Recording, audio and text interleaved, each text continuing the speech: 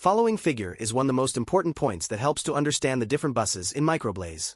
MicroBlaze is implemented with a Harvard memory architecture. The Harvard architecture is a type of computer design where the CPU uses two separate memory systems. One for instructions, it is where the processor stores the program code, the list of instructions that the CPU needs to execute. One for data, where it stores the variables, temporary values, and any other information the program manipulates while running. In a MicroBlaze-based system, local memory buses are dedicated to connect the processor directly to on-chip local memory. Typically block RAM, that is implemented inside the FPGA. To ensures low latency and zero-wait state access to memory. Following the Harvard structure, two separate local memory buses are provided. The local memory is implemented as a shared BRAM in FPGA fabric, and both ILMB and DLMB are connected to that over the BRAM controller. MicroBlaze processor can be used with two optional instruction and data caches for improved performance when executing code that resides outside the LMB region.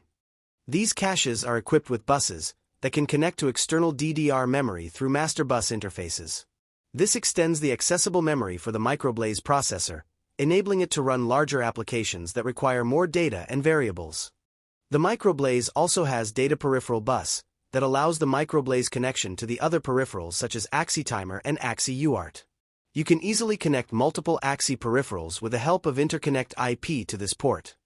The MicroBlaze processor is commonly used in one of three preset configurations. Selecting the right configuration depends on available resource and targeted application and operating system to run. The microcontroller configuration uses a three-stage pipeline and is designed for simplicity and minimal resource usage. It has a small footprint and typically operates with little or no peripherals and without an operating system.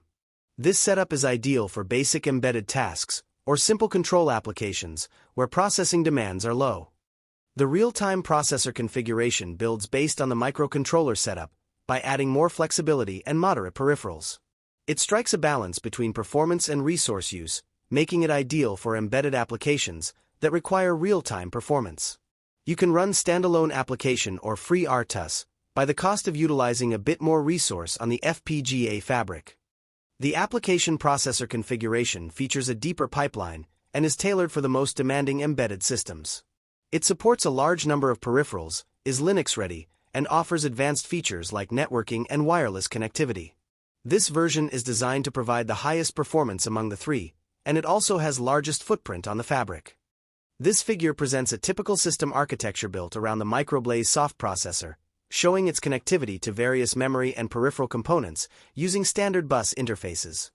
The debug module connects externally to facilitate program loading, breakpoint control, and real-time inspection during development. This setup allows developers to interact with the processor efficiently using tools like Xilinx SDK or Vitis.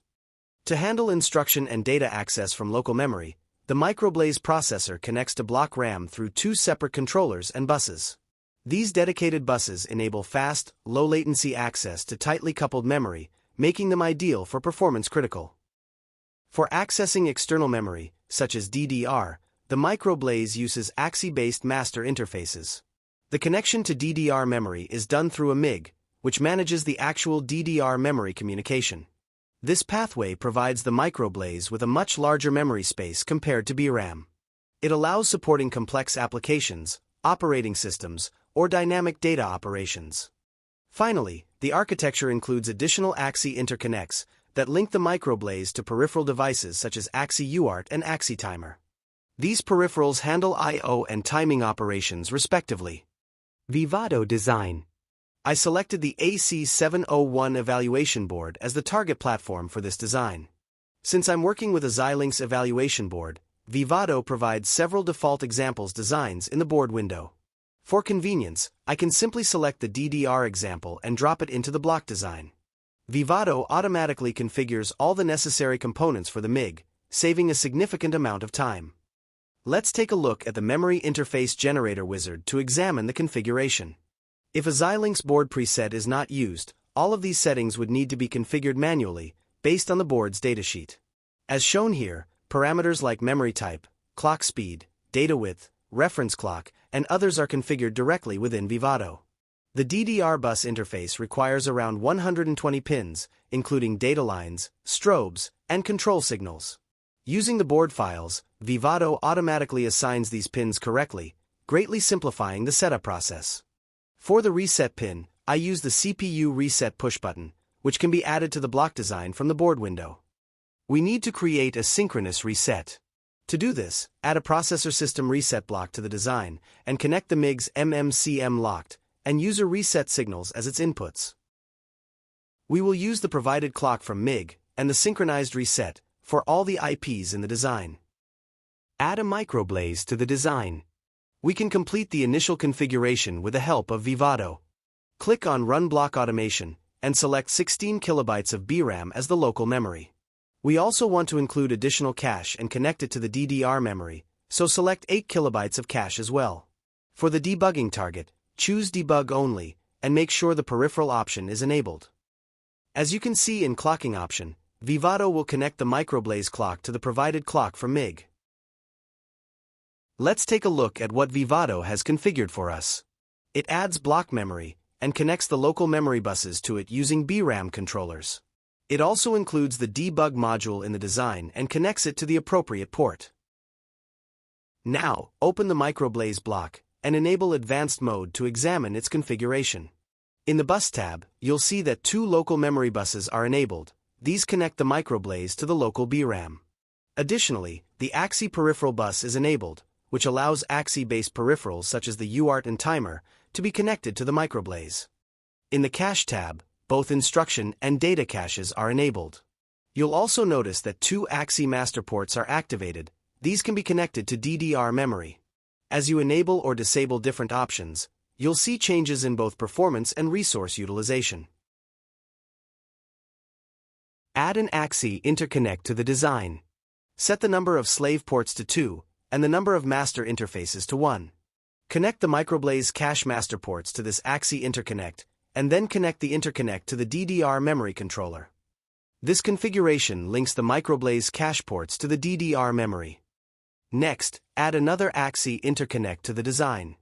This time, set the number of master ports to 1, and the number of slave ports to 3. This interconnect will serve as a bridge between the MicroBlaze peripheral bus and various AXI peripherals. Since we plan to run a FreeRTOS application, we need a timer in our design. Add an AXI timer to the design to fulfill this requirement.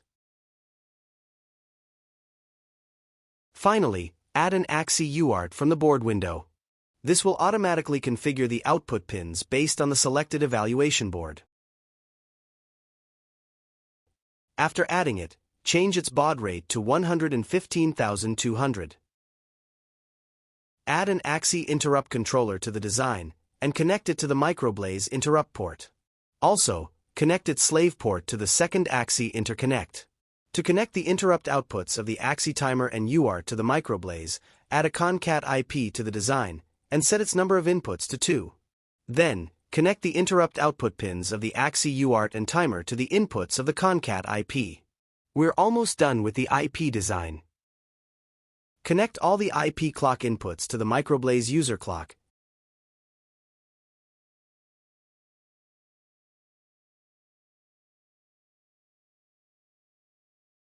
And connect all reset pins to the processor system reset. At this point, you'll notice that all IPs are synchronized using the MIG user clock, and all reset signals are properly routed through the processor system reset. Finally, validate the design. Once validation is complete, open the address editor to view the memory and peripheral addresses assigned to the MicroBlaze. Add a top wrapper to the design. If you're working with a Xilinx evaluation board, proceed to generate the bitstream.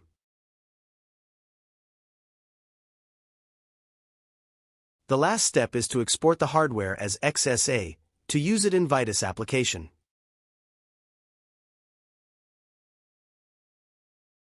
Vitis project. Please note that Vitis 2024.1 has a known issue and cannot run the FreeRTOS Hello World application correctly. Therefore, I'll continue the application development using Vitis 2022.1. Start by creating a new application project and use the exported XSA file to create a new platform. You will see that MicroBlaze is listed as the processor. Select FreeRTOS as the operating system, then proceed to the next step. From the list of available templates, choose the Hello World application and continue to complete the project setup. Once the project is created, build the application and launch it to your board.